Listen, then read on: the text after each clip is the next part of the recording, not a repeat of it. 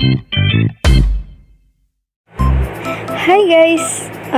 So, as you all know, my name is Sri. And ngayon lang ako magbabakilala sa inyong lahat. Pero, hindi ako magaling sa ganito, okay? But I will try my best to, magkwento-kwento. Okay, story time. So, gusto ko lang ikwento yung experience ko nung high school ako. High school ako, alam nyo ba yung pormahan ko? Ganito, gulo-gulo yung buhok, tapos oversize yung uniform. Tapos sobrang, alam nyo, ibang-iba siya sa itsura ko yun. Kumpara mo naman yung itsura ko nung high school. But anyway, hindi yun yung pag-uusapan natin ngayong araw. Ikukwento ko sa inyo yung experience ko nung high school ako. One of the most memorable experience ng high school. So, yun. Kasi, hindi ako matalino. Hindi naman ako bobo. Alam mo yun? Like, alam ko yung kakayanan ko. Kaya ako makipagsabayan. Pero for some reason, nung grade 10 ako, kinausap ako ng advisor ko. Tapos, di ba moving up yung tawag nun?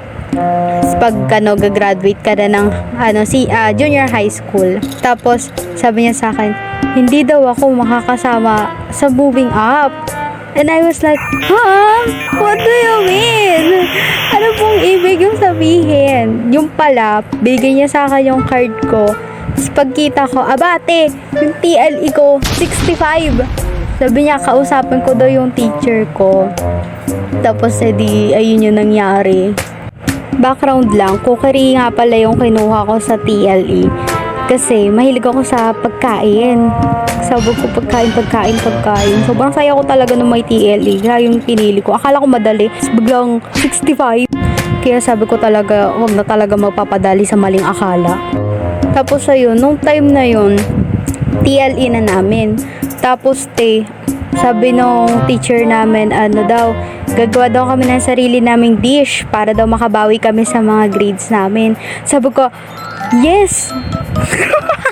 Sabi ko, finally, makakabawi na ako. Parang saya-saya ko pa noon. Kasi sabi ko, finally, makakapag-experience ako ng pagluluto. Tapos kinabukasan noon, sobrang ngiting-ngiti. Tapos nagluluto na ako. Nung time na nagluluto na ako, for some reason, yung baboy na niluluto ko, para siyang nagkaroon ng pakpak, ate. Atake siya. Para siyang, butterfly. Pagtingin ko, nasa sahig na siya, Dali-dali kong dinampot. Binalik ko dun sa kawali.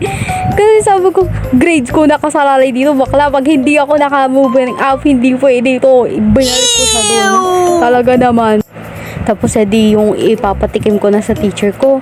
Dahan-dahan akong lumapit sa kanya, tapos iniligay ko na doon sa lapag. Tapos tinignan niya ako, bakla. Tapos sobrang kinakabahan na ako noon kasi grades ko nakasalalay dito.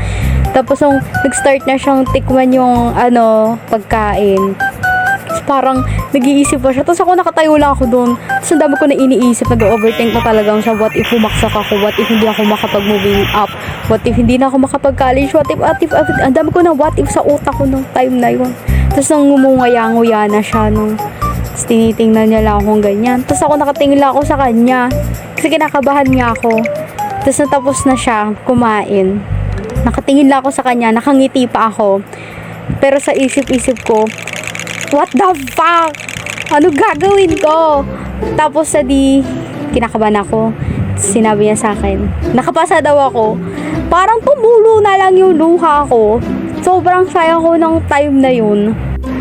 Tapos ang funny pa nun is nakapag-moving up ako ng may medal pa ako, Like, hindi ako makapaniwala, nakapasama pa ako sa top nun.